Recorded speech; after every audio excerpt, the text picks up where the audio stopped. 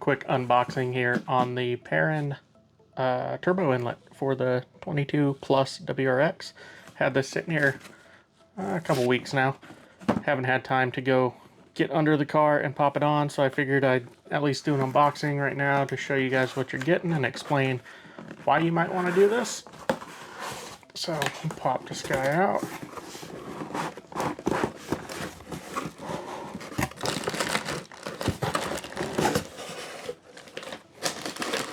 Gonna get your instructions, your hardware, hose connectors, clamps. We have a nice CNC flange that you plug onto your turbo here.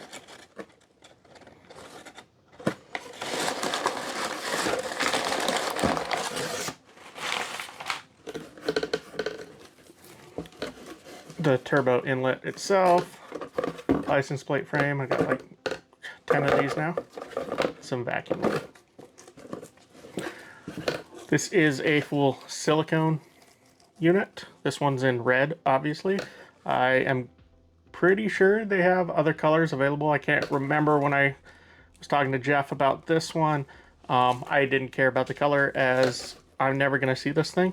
It's tucked under the bottom end of the car, so I'm not even worried about it. Silicone, obviously, with your aluminum clamps here, or not clamps, but hose connectors.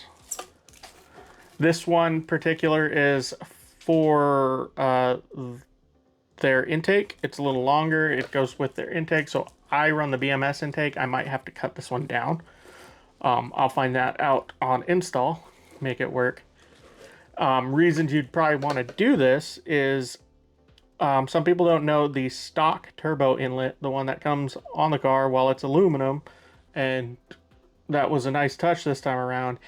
They do have a hot coolant going through it, and I would assume that was for cars in lower temperatures, lower climates, to reduce freezing, whatnot.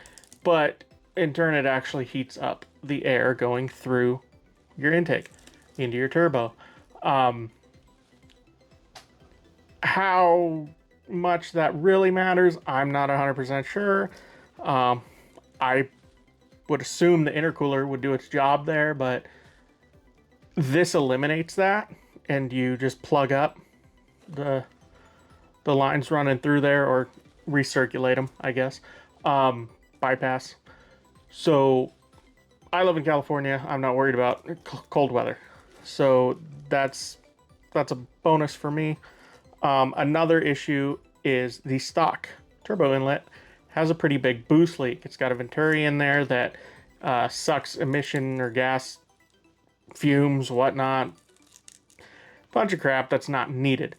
In turn, it causes the stock unit to have a pretty big boost leak. So when I install this unit and pull the stock one off, I'll show you guys.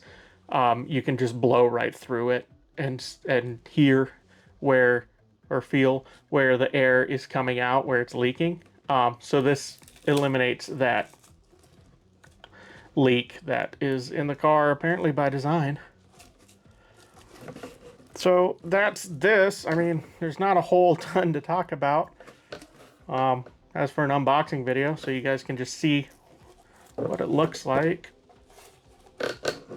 I'm hoping maybe this weekend to get under there and toss it on, because I also have to put on the diverter valve, and we have a rear sway bar as well.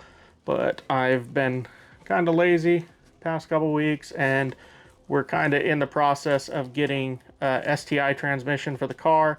It arrived at the shop, but then we found out they screwed up, shipped the wrong pallet, so now we have to exchange the transmission for the proper one we ordered.